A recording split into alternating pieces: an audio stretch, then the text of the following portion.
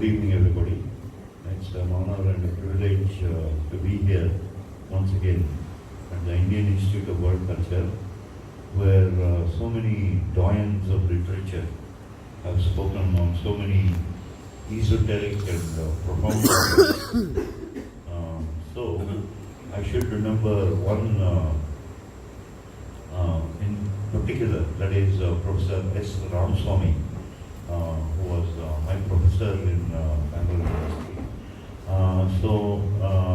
I listened to his lecture on the IIWC website, and he tells us that Shakespeare, understanding Shakespeare, should not be a celebration as in cerebral, but it should be a celebration. So, of course, that is true, but nevertheless, we have to involve a certain amount of thought when we try to understand Shakespeare.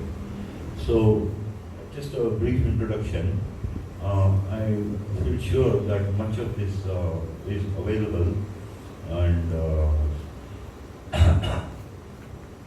is well known. So, Shakespeare has written a total of 154 sonnets, and they've been published and republished across the centuries. Shakespeare dedicated his sonnets to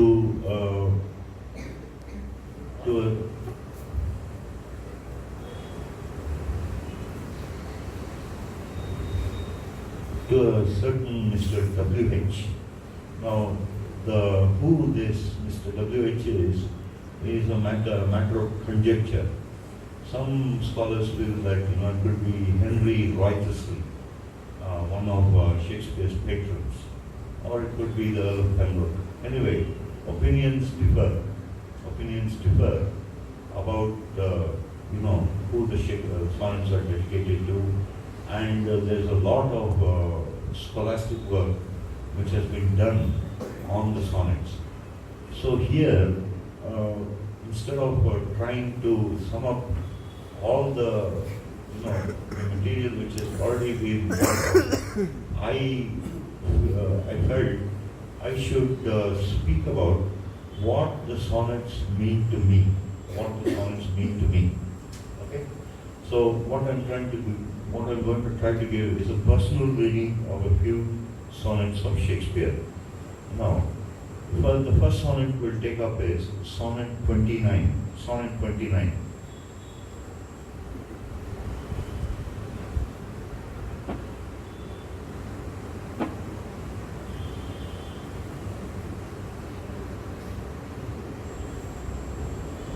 It's 94.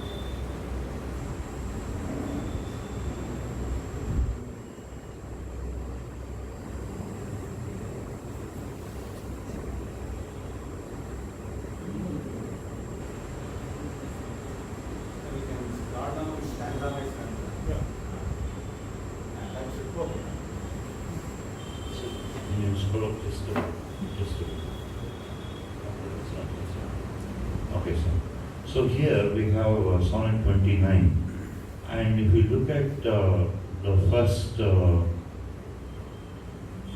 4 lines, let's say 3 or 4 lines, which read, "When in disgrace with fortune and men's eyes, I, all alone, beweep my outcast state." Okay, so from these lines, we see that The I in those lines refers to the poet. The I, the poet, has been in disgrace with fortune and men's eyes, and he bewails his outcast state. Okay. But when anybody reads these lines, it seems to resonate with the reader. That is, we should ask ourselves, why do these lines interest us? Why do these lines seem to resonate with us? An answer could be that it is because the reader of these lines, or let's say the readers, okay, through the centuries, through hundreds of years, seem to have had a similar experience. That is, many times people have been in such a situation. Okay. And so the I in those lines refers not only to the poet, but to most readers of these lines. Okay. So, if I were to give a personal reading of this, I would say, I have had a similar experience. I have had a similar experience when I was trying to pass my exams, especially when I was trying to pass my exams, but found that I floundered, could not pass. So I now quote the entire sonnet. Its theme is friendship. The theme of this sonnet is friendship. Sonnet 29. When in disgrace with fortune and men's eyes, I all alone beweep my outcast state, and trouble deaf heaven with my bootless cries, and look upon myself and curse my fate, wishing me like to one more rich in hope, featured like him with friends possessed, desiring this man's art and that man's scope, with what I most enjoy contented least. Yet in these thoughts myself almost despising, haply I think on thee, and then my state like to the lark at break of day arising from sullen earth, sings hymns at heaven's gate, for thy sweet love remembered such wealth brings, that then I scorn to change my state with kings. So, as we can see, if we were able to understand this sonnet, the theme is friendship. The poet has been in the doldrums, he's been feeling low, he's feeling depressed, and so on and so forth. He's not had a particularly good experience in life when he wrote this sonnet. But he has a friend whom makes him, optimistic again. Now, how is this relevant to me? I'll say, often I was in disgrace with fortune and men's eyes, and I all alone bewept my outcast state. I used to offer prayers to deaf heaven, and I would look upon myself and curse my fate. I wished I could have passed the exam like many of my friends who were rich in hope. So naturally I used to despise myself because of these thoughts, until my friend, who was my father, my father stepped in, gave me a few whacks, more than a few whacks actually, and then got me married. Since my marriage, my own life has been successful almost uniformly. So my father was and is the friend of this particular sonnet, but he's not the only friend. Okay, but so much about Shakespeare's sonnet. And now I read the American transcendentalist philosopher Henry David Thoreau for almost 15. I'm still reading him. 21 years it's been.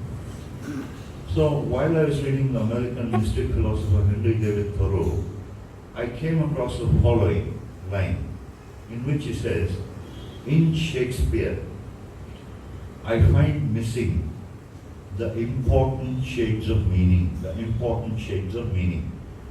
Okay, so it seems that a few points can be added to the theme of friendship found in this sonnet. So how can I add a few points? See, it's like this. When I was with my father, I used to discuss Thoreau and philosophy with him almost daily. And this went on for many, many years. So when he passed away in 2014, I wished to keep alive my memories of him by remembering what I know best, and that is philosophy and literature.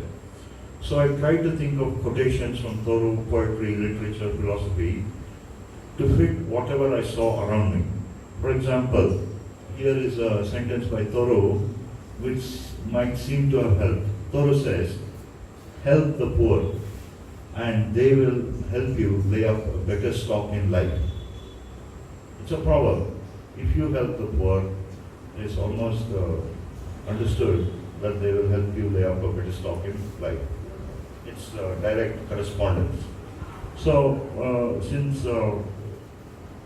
I needed some better stock in life around that time, I used to give some alms to a poor person in my locality, and maybe that has helped lay up a better stock, because now I purchased an apartment. But I don't know whether it's giving this or doing that has helped me lay up a better stock.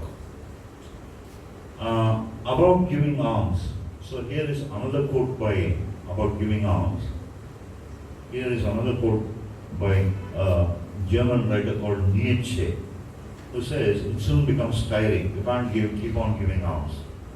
And about the same experience, giving alms, Thoreau says, if you ever get caught in these two good enterprises, know not what your right hand is doing, let your right hand know not what your left is doing, because it's not worth knowing. So you see, there's one situation, giving alms, laying up a song. And you can go on applying philosophy, literature, poetry to almost everybody and almost every situation you see in life. It happens on a minute-to-minute basis, happens on a moment-to-moment basis.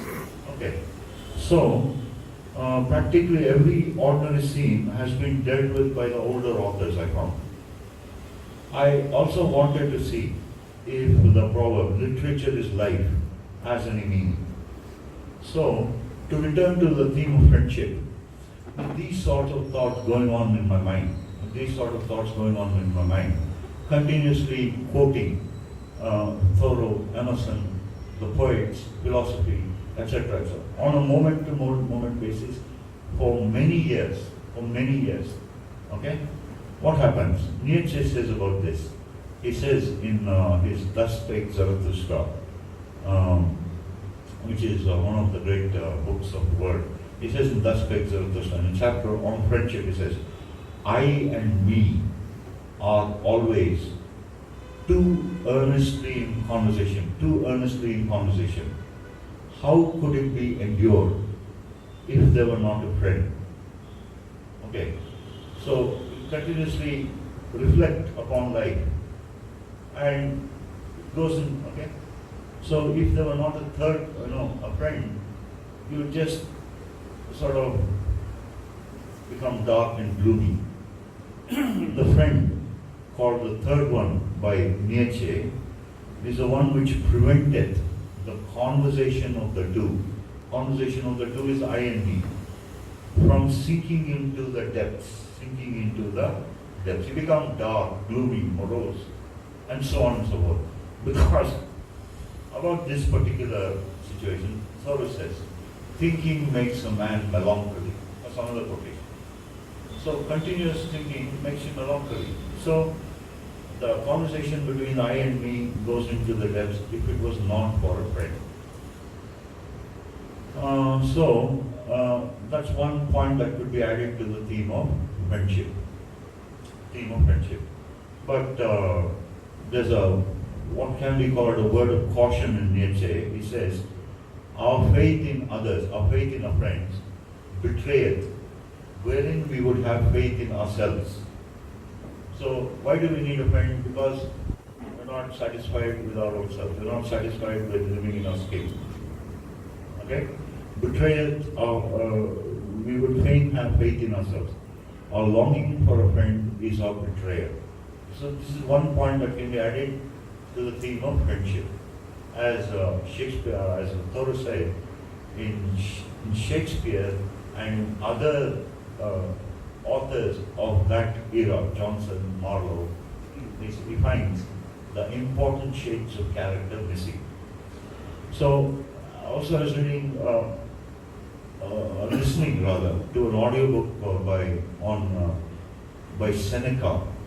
So, Seneca is a Roman philosopher, and he says in his letter, he's written moral letters to Lucilius. Seneca was the tutor of the Emperor Nero, who is called Lucilius. Moral letters to Lucilius, and he advises and the Emperor Nero. And in the letter of friendship, he says, "I would have you discuss everything with a friend. I would have you discuss everything with a friend." But as a note of caution, Seneca adds, "Not with everybody. You could discuss everything with a friend, but you cannot discuss everything with everybody." So here we have Emma Rasa, who was in Vijaya Composite College, and we discussed grammar. For many years, and I remember how we spent one half of a day, that is from almost 10 to 1 half of a day, discussing the errors in one half page of an answer booklet. Answer booklet is of, let's say, 7 or 8 pages. We discussed one half of one page for one half of a day. So you can go into such steps, right, sir? Right.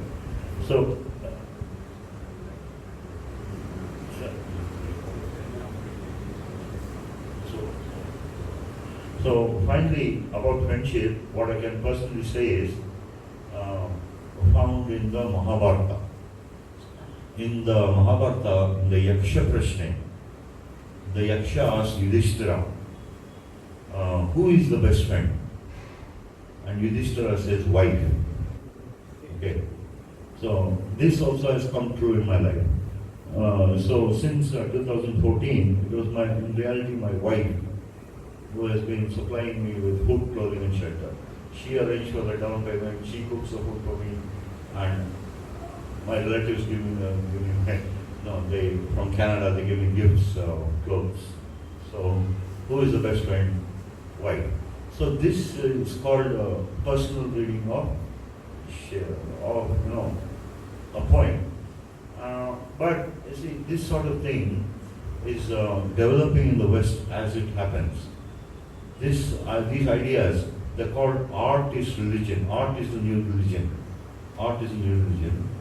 And what people do is, because the church has gone by the board, Jesus Christ is no longer, the church attendance has slipped drastically. So what people there do is, they try to find quotations from art, from poetry, from philosophy, to understand their lives. Art is the new religion. So this sort of thing, as you know. Okay. I'll just take up 2 or 3 more minutes to discuss two lines from another sonnet. That sonnet is Sonnet 65, which is not there, sir. Sonnet 65.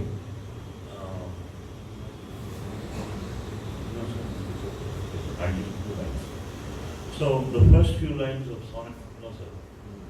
Sonnet 65 is not there. So the first 2 lines of Sonnet 65 are, since brass, nor stone, nor earth, nor boundless sea, but sad mortality oversways their power. How with this rage shall beauty hold a plea, whose action is no stronger than a flower? So basically what it means, whether you have a metal like brass or some hard thing like stone, or even the earth itself, or if you take the boundless sea, everything is subjected to the sway of time. Sad mortality oversways their power.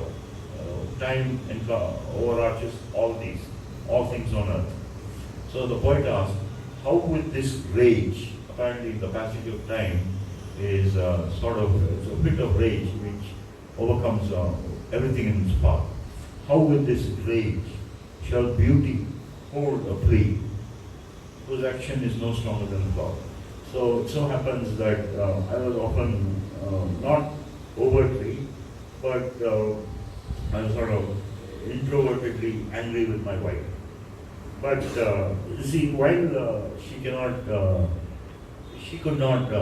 not respond overtly at all, I found that another quotation of Nietzsche seems to explain what she has done. That is, I found some new shoes, suddenly with holes in them, supposedly eaten away by rats, and a new spring bed, whose spring has suddenly broken. This sort of thing. It suddenly these sort of things started happening in all. So while I was angry, I tried to calm myself down by reading these lines over and over again. How with this rage shall beauty hold a plea, whose action is no stronger than a flower? So it should be that if these lines were to be the be-all and end-all of that, my wife is no stronger than a flower, or woman is no stronger than a flower. But it's not actually like that. What Nietzsche adds to this point is that, man in his innermost soul is merely evil, but woman is mean. So, although woman is mean. And Nietzsche goes on to add about woman. Woman by far is the superior sex.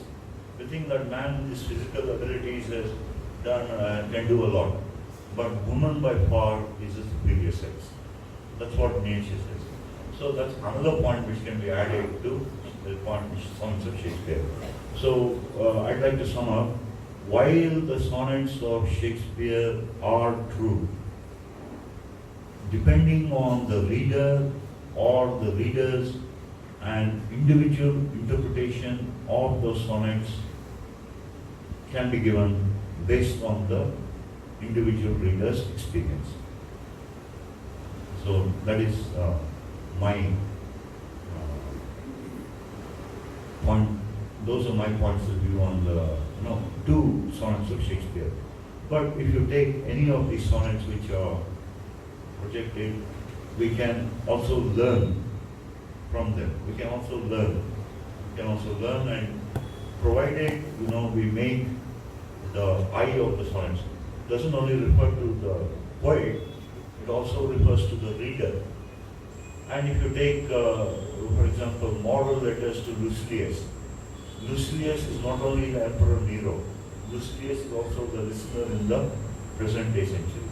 So literature, poetry, the sonnets, the plays, philosophy, everything can be taken from a personal point of view, provided we are willing to learn.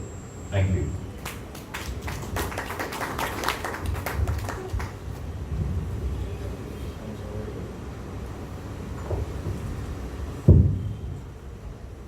Good evening, everybody.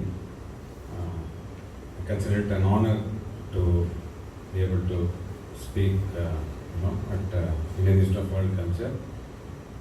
Thank the authorities for providing me this opportunity, and I welcome all in the gathering.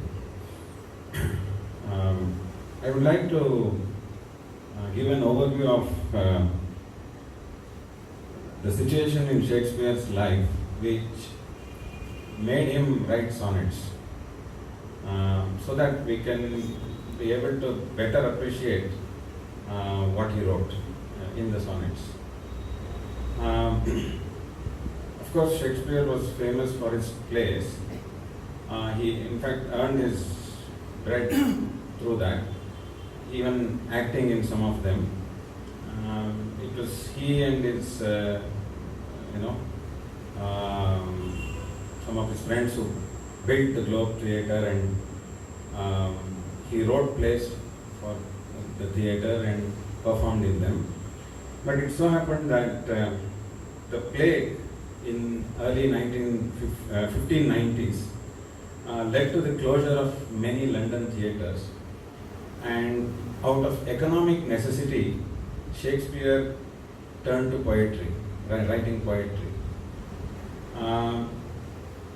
In fact, during his lifetime, his bestseller poem was Venus and Adonis. It was not the place for which he is known very well in the modern times. So during his time, it was this poem which underwent many reprints during his own lifetime. And it's only since the 18th century that these poems, which are actually narrative poems, they narrate a long story, and they went to the background, and his plays and then later his sonnets, they came to be read widely. This is only after the 18th century. Yeah. So now I would just like to deal something very basic about what a sonnet is. Of course, many of us know that it's a poem with 14 lines, but there are three types of sonnets, two of them actually major types of sonnets: the Italian sonnet and then the English sonnet. There's also the Spenserian sonnet, but it's a subtype of the English sonnet. What marks the difference between them is in the way the 14 lines are divided and the rhyme scheme which is followed. So this is what makes them different. Two people from England, Sir Thomas Watt and then the Earl of Surrey, they went to Italy, and from there, when they came back to England, they brought the Italian sonnet. They noticed that and started composing in that style in English. And the Italian sonnet, or it is also called the Petrarchan Sonnet, named after the famous Italian poet Petrarch. It has one stanza called octave, and 8 lines, made of 8 lines, and then a sestet comprising 6 lines, 8 plus 6, 14. Now the rhyme scheme in that is very different from the Shakespearean sonnet. But the English poets found that this type of dividing the stanzas was not convenient for their composition, because an entire paragraph had to be on the same theme before you change to another theme. So they wanted shorter stanzas. So they divided the 14 lines into 3 quatrains. That is a stanza of 4 lines, quatrain, 3 quatrains, and then ending with a couplet, last 2 lines. Okay, and they followed a different rhyme scheme, AB, AB, CD, CD, E, and FF, GG. Yeah. So that is what they.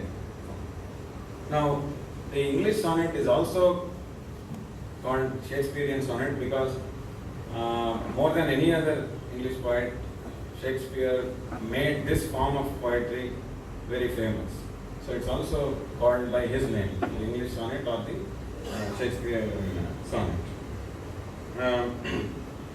Now, there are many interesting facts about Shakespearean sonnets from the historical perspective.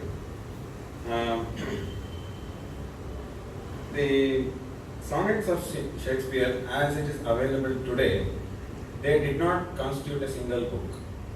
They were written at different points of time, and it was only later that they were compiled into a series and perhaps given their numbers. Yeah. So some of them were initially in manuscript, and they were meant to be circulated among friends. They were part of what was called coterie literature. You know, a coterie is a small group of people who have some common interest. So it was meant only to be circulated among them, not to be published for the general public. This was a normal mode of publication in those times. Even other poets of the same era considered their poems as coterie literature, which was meant for a relatively small group of people who had uniform tastes, who shared similar tastes of reading poetry. Yeah, they regard that such people are a minority in society. The larger public won't be able to appreciate poetry which is excellent. They don't have that fine taste to appreciate. So that's why it was meant for a small group of people.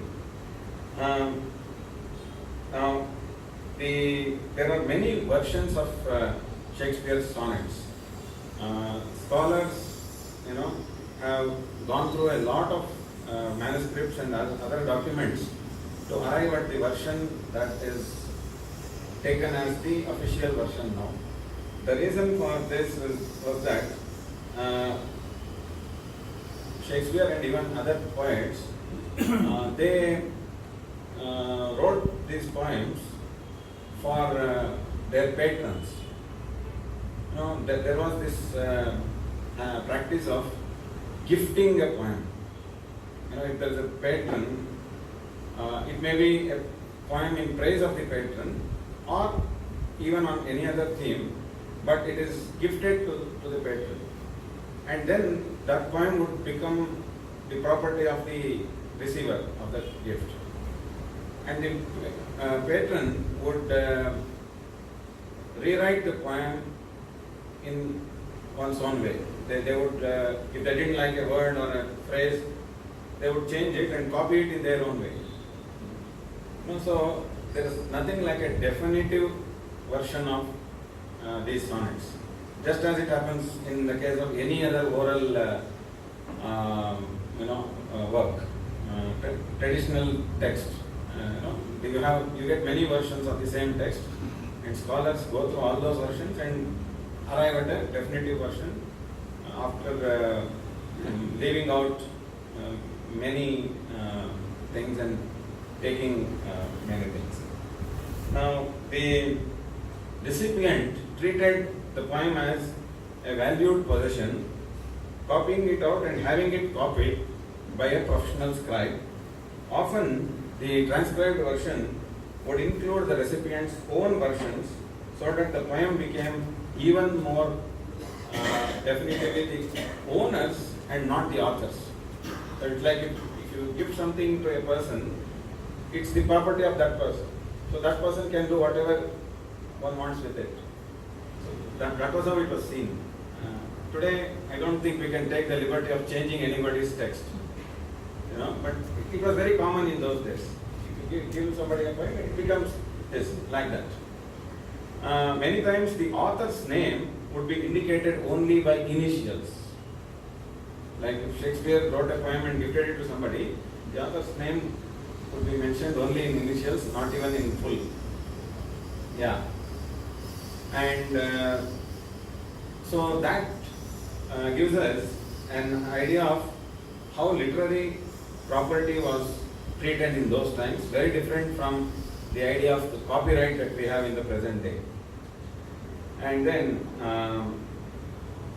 the text of Shakespeare's sonnets, which is taken in the present as definitive edition, is the edition published by Thomas Thorpe in 1609.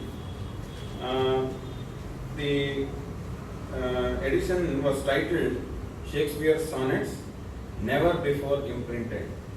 Now, again, there are a lot of interesting facts about this edition. It's also referred to as quarto, the quarto. The quarto would have lapsed into obscurity for the remainder of the 17th century had it not been published for a second time and brought out by Ben Jonson again in 1640. Now, the Ben Jonson's version was a duplicate copy of the quarto, and even later, one more edition was brought out much later.